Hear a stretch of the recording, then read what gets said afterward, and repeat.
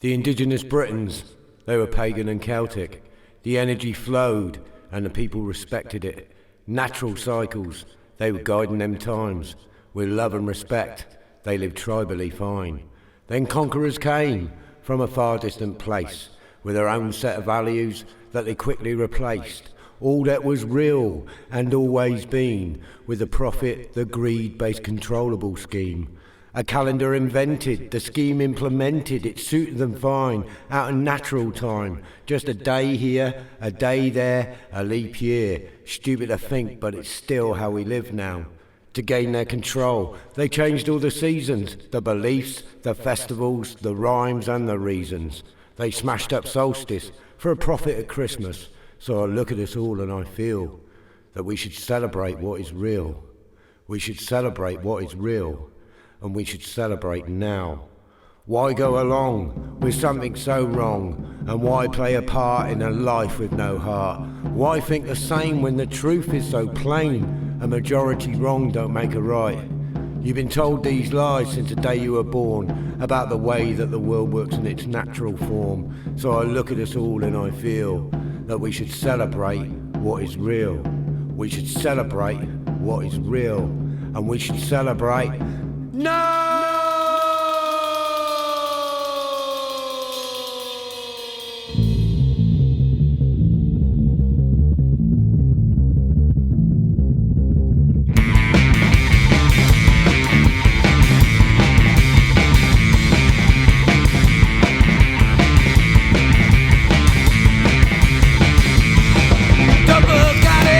Place should be open to the public. We're interested in the festival sound. The original sound and energy.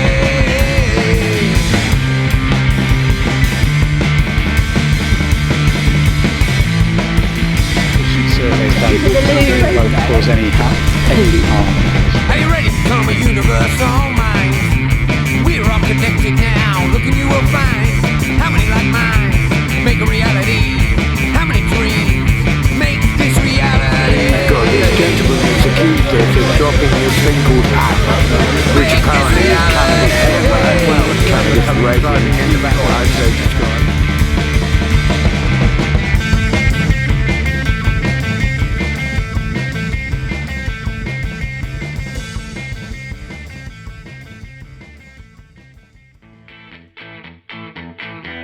I was on my way to meet a punk rock travelling band by the name of NFA on their journey to play a gig at Stonehenge for the spring equinox celebrations. Their style heavily derived from British punk rock and ska music, a genre they like to call skunk rock. NFA on tour. NFA on the road. I'm Celtic Steve, poet and vocalist for NFA. I'm Spike Fox, I'm the drummer for NFA. Vegan Greg, I play guitar. I'm the original Captain Jack, so I play the bass. The whole experience of NFA has been a great experience really since we brought that album out. It's been absolutely amazing. When you write something, that's your own passion, and when you find that there's so many people out there that connect to what you're passionate about, it's very nice. It's a very nice feeling.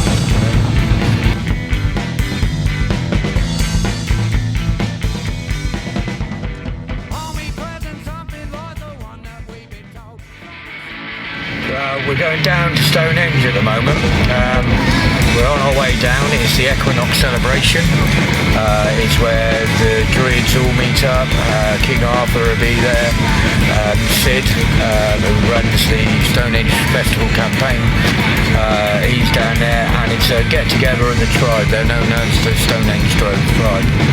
They were taking me to meet the indigenous people of Britain, from the pagan, druid and travelling communities, to show me firsthand the stigma surrounding their heritage and the ongoing situations that surround their right of access to the stones.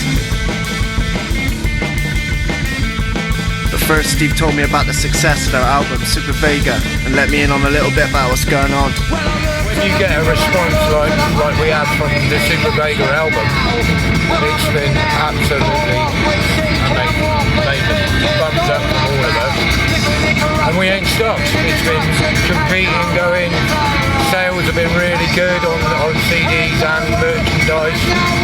It's been putting diesel in the tank to keep us rolling, and yeah, it's been non-stop every summer. Now we're completely booked. This year we've actually been turning gigs down because it's just not feasibly possible to do. Being a family man and also running my own business on the side of being a kind of rock and roll skunk rock star, it's, you know, it's been flat out. But yeah, really good response. Well happy with it all. Well happy. And tonight as well, tonight's just going to be ace. Because, you know, they just love us down there. They love this album. We got a full support of the Stonehenge tribe really, which is lovely. And vice versa as well, we support the Stonehenge Campaign. We believe there's festivals happened there for thousands of years, and we believe that there should be a festival, a celebration of life, a celebration of death. That has always happened there, and so yeah, we'll keep fighting that cause until they change their minds from within and go, all right, you know, we've spent enough money now. The money that they spend per year on keeping these hippies out, as they call it, just normal everyday folk, you know. The amount of money is ridiculous. It's like £200,000 a year of taxpayers' money on stopping a celebration that's happened there for thousands of years. It doesn't make sense, doesn't add up. I know about protecting the stones and protecting, but we're a self-police community. We don't need the police. We don't need English heritage. Nothing will happen to them stones. They won't be painted. They won't be vandalised. You know, everyone worships them stones as a celebration, and that's why we're fighting the cause, really, because it belongs to the people. It belongs to us. To put a price tag on it is just another conformed capitalist way, and it's completely disgusting. Yeah. Access to Stonehenge was restricted and amplified music was banned in 1985 following violent clashes between police and New Age travellers. Banning this year's pre-festival. The ban was used to stop numbers of vehicles and travellers converging near the monument site. Be on duty 24 hours a day to guard against the invasion of a monument. The Druids believe Stonehenge to be their religious temple and place of healing, gifted to the people of Britain. A theory which has been backed up by a number of archaeologists, including English philosopher and writer John Aubrey, a pioneer in archaeology, and 18th century archaeologist William Stu Kelly. A number of people in the world believe the stones possess the power to heal, that there's an energy that surrounds the site caused by its placement on ley lines surrounding the globe. Religious ceremonies have been practiced for thousands of years at the site, especially during the equinox and solstice periods, where celebrations of life and music festivals would take place. First held in 1974 during the summer solstice, which is when the sun reaches its highest position in the sky, and is the day with the longest period of daylight. The Stonehenge Free Festival started as a counterculture gathering that grew significantly in size over time. After tens of thousands of people showed up for the 1984 festival, authorities concerned about such issues as open drug use banned the event for the following year. Preventing the illegal festival, which had been issued by the High. Nevertheless, on June 1st, 1985, a long convoy of vehicles filled with what would be festival goers made its way towards Stonehenge. About 7 miles from the site, police stopped the convoy. Those in the convoy said the police dragged various individuals unprovoked from their vehicles and beat them, forcing people to flee to a nearby bean field, where they were surrounded by police and more violence ensued. 24 people were hospitalized and numerous arrests were made. The events of that day have become known as the Battle of the Beanfield. Law enforcement and the media would go on to blame the hippies, as they called them, for the clashes. Any of the hippies who had arrived during the night. For today, Wiltshire Police defended their actions. In the aftermath, summer solstice gatherings at Stonehenge were prohibited until the year 2000, where the exclusion zone was lifted for solstice and equinox periods only. After which people are turned away from the site. In English Heritage, the company in charge of managing the site charged tourists to view the stones from behind a rope fence. with people who travel from all over the world taking to the internet to express their disappointment and claim the experience as a waste of money. NFA was taking me down to the spring equinox celebrations, when the sun moves north across the celestial equator. One of the rare occasions people are allowed close enough to the stones. We fully support the cause, and it's just a great night out. It's a great celebration of life, really, you know. And we love doing it. We played Stonehenge twice. Amplified Music was actually banned from Stonehenge in 1985, and we are one of the first, within the first kind of 3 bands to actually play live amplified music at Stonehenge since 1985. We don't have permission to do it, really. They are turning a blind eye to us for the last couple of years, and yeah, it's just great. It's just a piece of history in rock and roll, you know, real piece of history. I'm proud to be part of it, you know, really proud to be, you know, that's one thing I can just, done that, you know. It is becoming our second home slowly, you know, NFA's second home, playing at Stonehenge. It's just great, and the people are great, you know. In a little while you're going to meet the Stonehenge tribe, and you will see, like, you know, they're just absolutely beautiful people. They're all fighting for the same cause, all with the same views and same values. You know, no trouble, no hassle, no to anyone, really, absolutely anyone. And it's a completely big difference between an equinox meeting and the main summer solstice. The main summer solstice is 50,000 people, complete Babylon.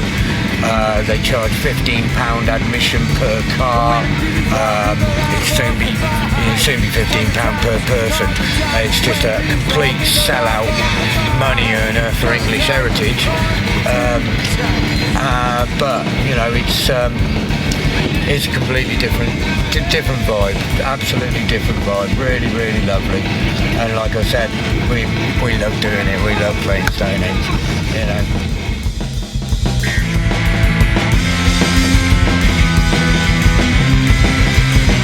Come along and fuck the truck!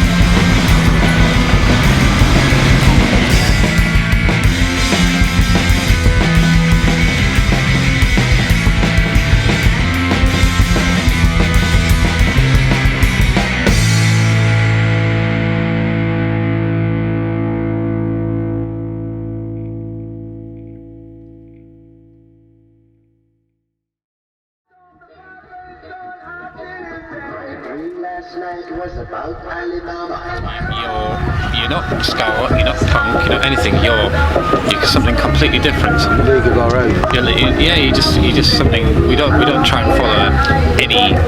Well, it's true rock genre. and roll. We just do what we want to do. It's played from our hearts. Yeah. So it is true rock and roll. What comes out is real. You know what I mean? It is real. Yeah. We ain't gonna do the old black ballad love song or anything. We're not like that. We're as we are, you know. And you know, that's how we play. That's actually seen within our music. And that's what music should be about. It should be just raw and fresh. And whatever you want to play. It doesn't have to be anything. Comes out, isn't it? Yeah, whatever absolutely. Comes out, based on all of us, really. We're all, you know, Greg's on the road, Jack's on the road, I'm on the road, Spike's on the road. We've all been connected to the road all the way through our adult life, and so we thought, right, well, there ain't no other thing we could really call ourselves apart from No Fixed Abode. So we ended up NFA, and well, we did experiment with Atomic Badger for a little while. did have Atomic Badger, but there was another band in America. Thank fuck for that, because they were probably shit anyway. We checked them out. It was all Memphis cock rock or something. Yeah. Well, they're from Memphis or something like that, weren't they? They might have been good. Yeah, they might have been good. I don't know. I'm not going to book them, but yeah. Probably not. Would you like to explain your connection to the Stones and what's going on there? Stonehenge Festival was a festival that happened in the late 70s, early 80s, and went right the way through until it ended up in the clash between the police and travellers at the Battle of the Beanfield, which you know, is a different story totally.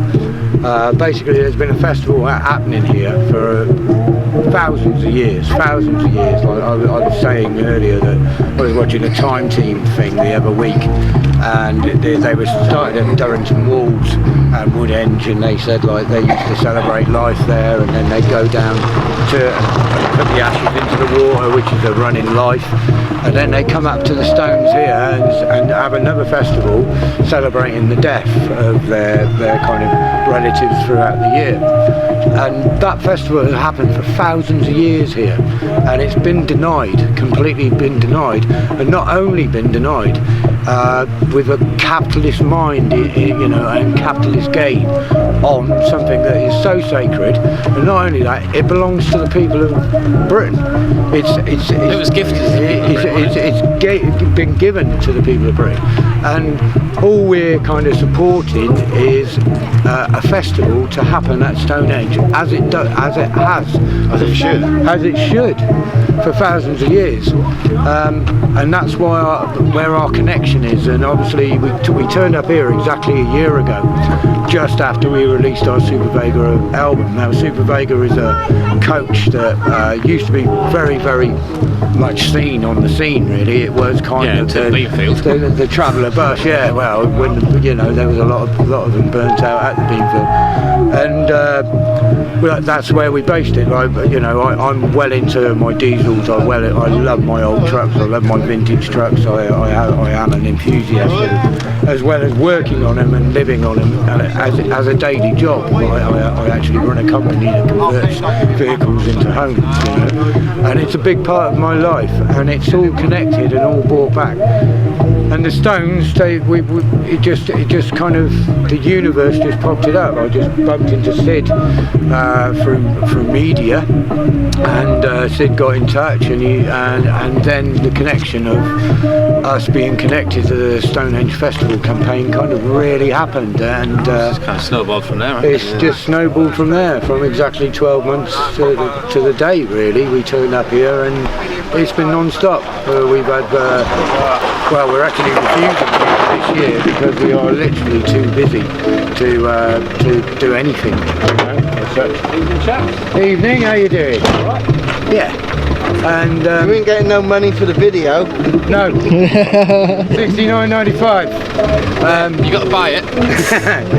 But yeah, so that's where we kind of joined up, and yeah, we're supporting the Stonehenge Festival Campaign wholeheartedly. There should be a festival. This fence here should not actually be here.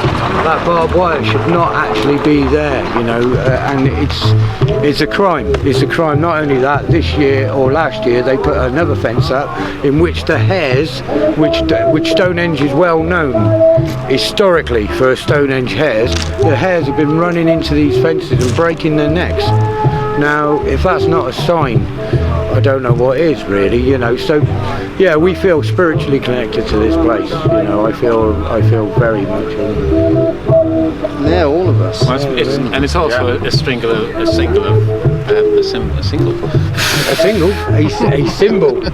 A symbol of like sticking it to the man as well, isn't it? It's like, fuck you. You know what I mean? We're not going to go away. No. We're going to keep coming back until one day, we get what we want. Which is what we've been given, which is this life, this place, and it is a crime. It is an actual crime to humanness. Really, this is a celebration site for celebrating people. You know, it's it is a crime. Now you'd think this was a normal band playing an average gig at a festival, but just like Attic Steve had told me earlier, Amplified Music had been banned at Stonehenge since 1985. And in 1994 the Criminal Justice Act was revised. The Criminal Justice Bill has ended in a with direct motivation to crack down on the outdoor rave scene. It included such revisions of previous freedoms, including Section 60, which increased police powers to stop and search, and the majority of Part 5 covered collective trespass and nuisance on land, and included sections against raves, notably Acts 63 to 67, which focused on repetitive beats, and further sections against disruptive trespass, squatters and unauthorised campers. Most significant was Section 80, which repealed the duty imposed on councils by the Caravan Sites Act 1968 to provide sites for gypsy and travelers. With numerous army bases and police presence around the monument, you can see why this isn't your average event. And what bands like NFA and organisations like the Stonehenge Festival fight for.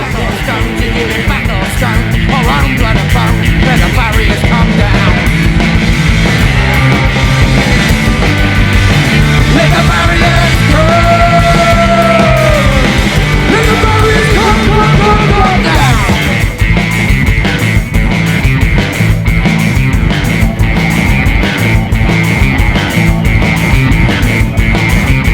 You're giving back all stones, you're giving back all stones. All right, bloody bones, let the barriers come down. You're giving back our sites, our own nature sites, our own culture, our own rights. You're giving back our stones, you're giving back our stones, our own blood and bones, let the barriers come down. Let the barriers come! Let the barriers come down! Park Lane. Thousands of demonstrators protesting about the criminal justice bill have fought running battles with police in central London. Our own culture, our own sex, our own bones, our own rights. You're giving back our stones, you're giving back our stones, our own blood and bones, let the barriers come down.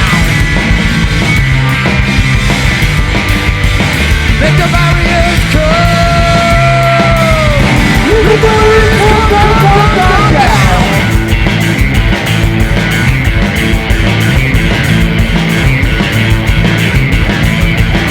The city in Salisbury to start holding parties against nearly 500 people arrested yesterday in Stonehenge in Wiltshire.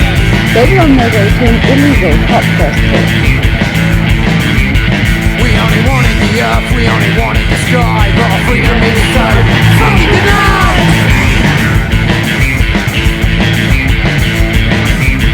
Cause it's a quiver of look, or a fire, or a glow, either that, or the God, or the fence, or the moat.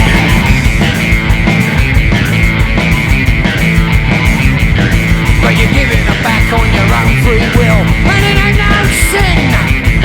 We will bring the day, but you can't demand with it. You're giving back our stones, you're giving back our stones, our own blood and bones, let the barriers come down. Let the barriers come! Let the barriers come down! Let the barriers come! Let the barriers come down!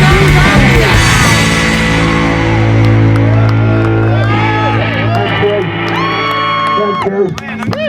I think this is going to be the last one. Is it the last one? Or we're going to do a few more? I was going to ask him for one yesterday. Morning. Morning. How you doing? Where's your dad?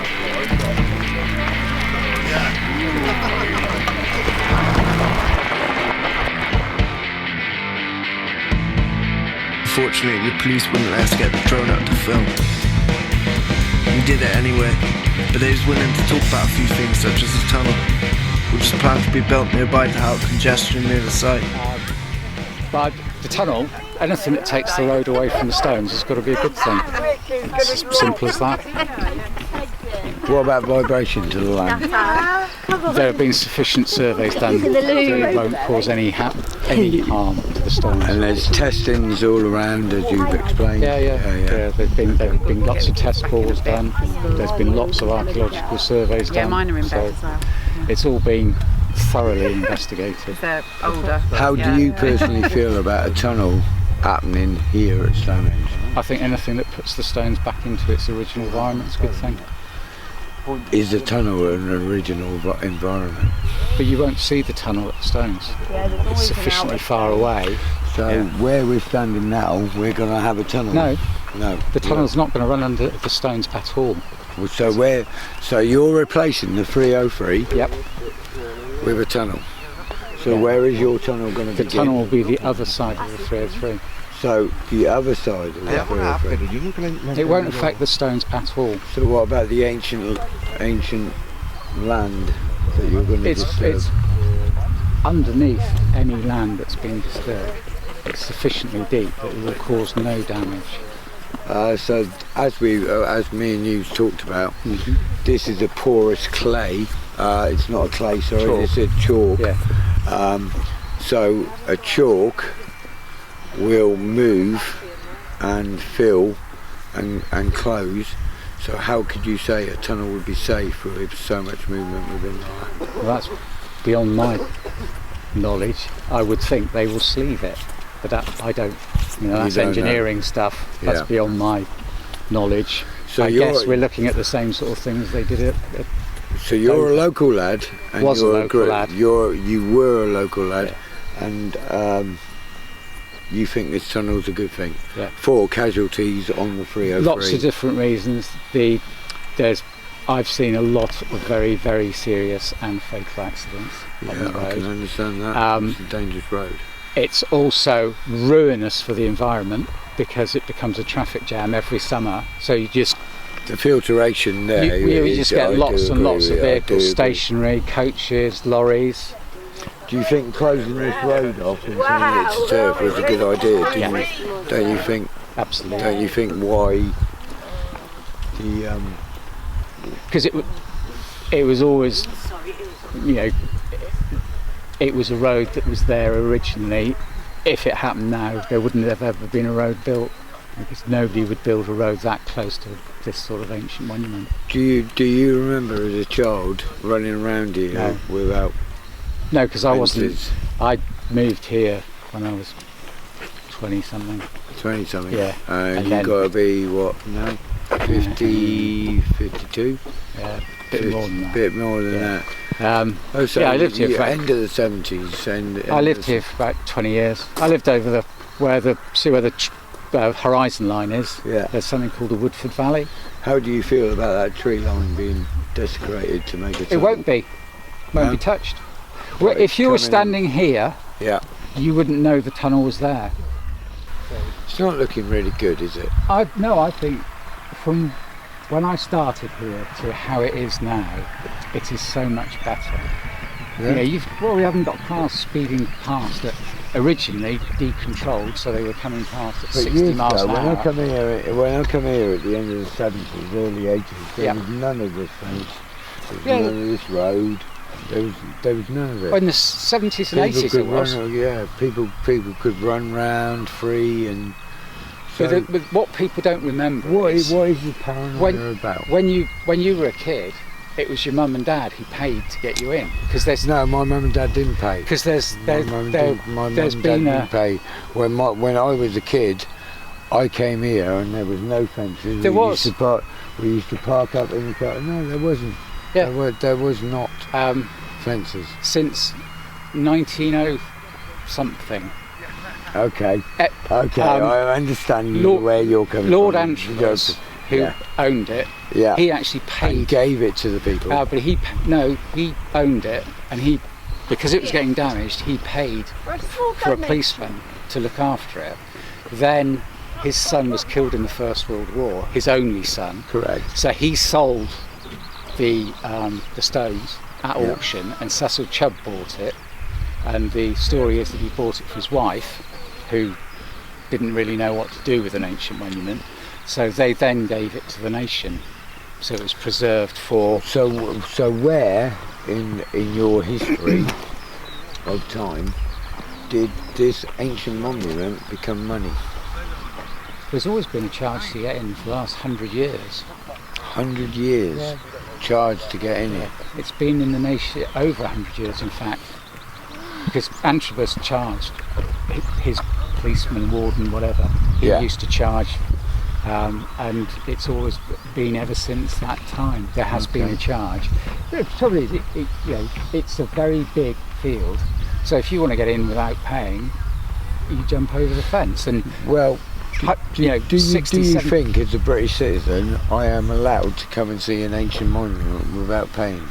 Because I was born in this land, this is part of me, this ground is I understand what you're saying. Personally, I don't, because I know that this needs to be protected, as do other monuments, and the money that English Heritage gets from this pays to look after the stones. There's a lot more ancient monuments that around the country that are not actually kind of propertised or capitalised. So why ain't they? Why is it just this one? It's not just this one, there are lots of other ones.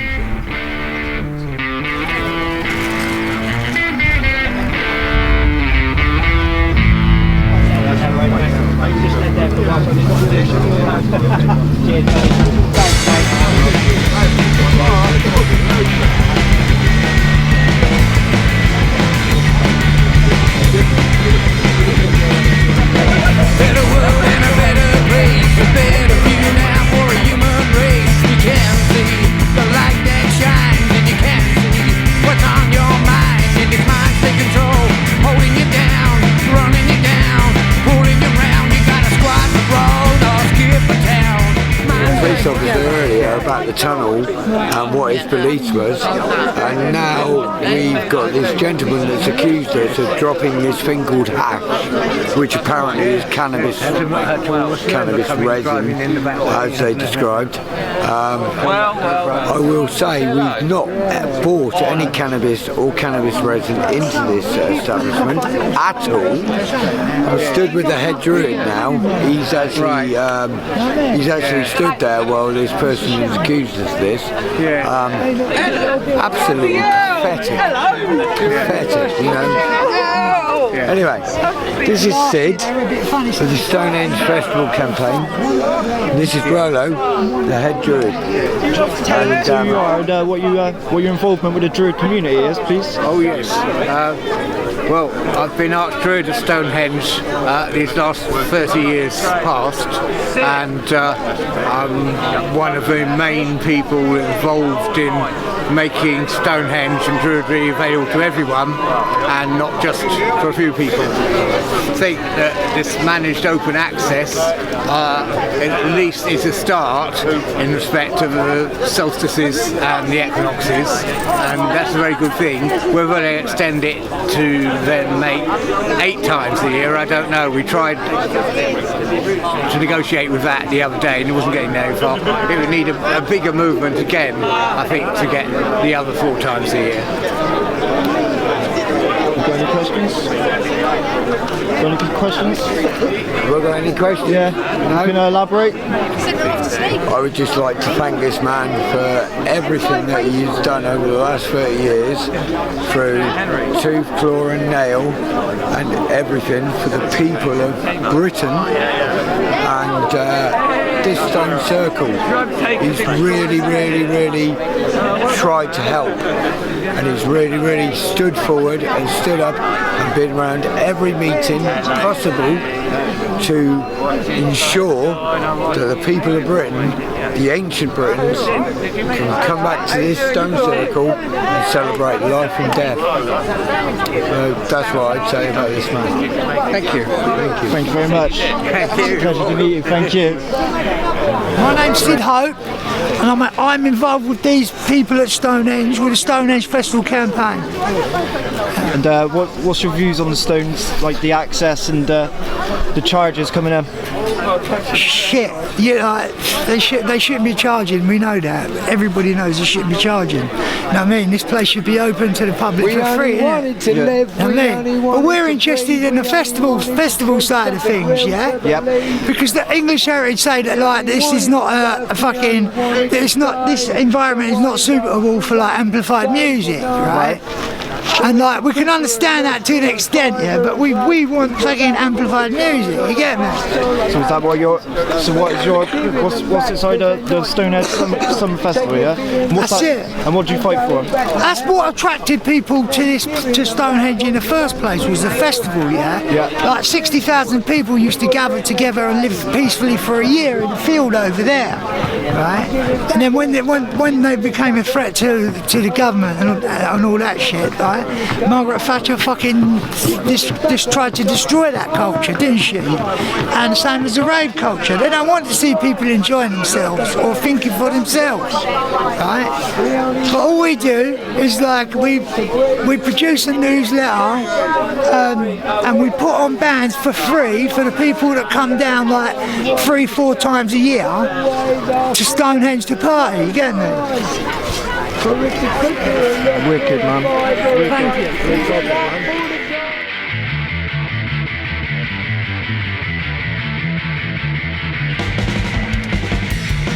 After we were kicked off the site by English Heritage, we hitched up and made our way home. NFA had welcomed me in and taught me about the heritage of the indigenous Britons, their connection to the land that surrounds it, and showed me the power music has to connect all types of people. Stonehenge is a Druid temple, and to permit a group of people to take part in religious activities in their place of worship is against human rights. It was time to leave the stones and ramp up filming.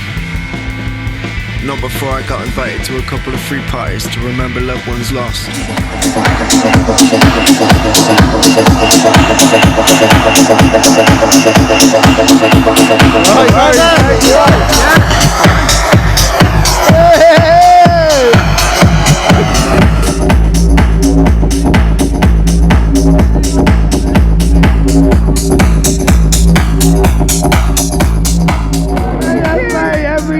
Nobody cares. Nobody cares. Nobody fucking cares. Hi, Mum. Our cameraman, Equinox Special. Yes, they might get arrested today. Kids might get arrested today.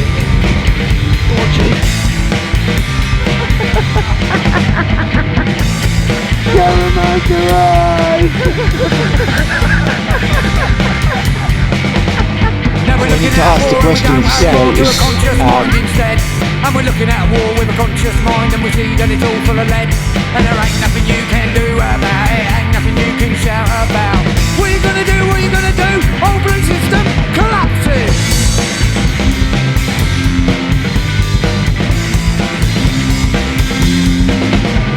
Survival culture, survival writers.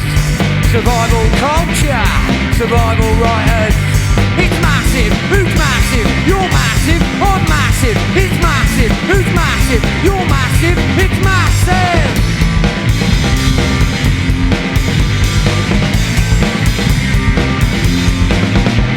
And I'm looking at the papers, what's going down? What's going down in your little town? Your little town, what's going down? What's going down in your little town? Survival culture, survival writers.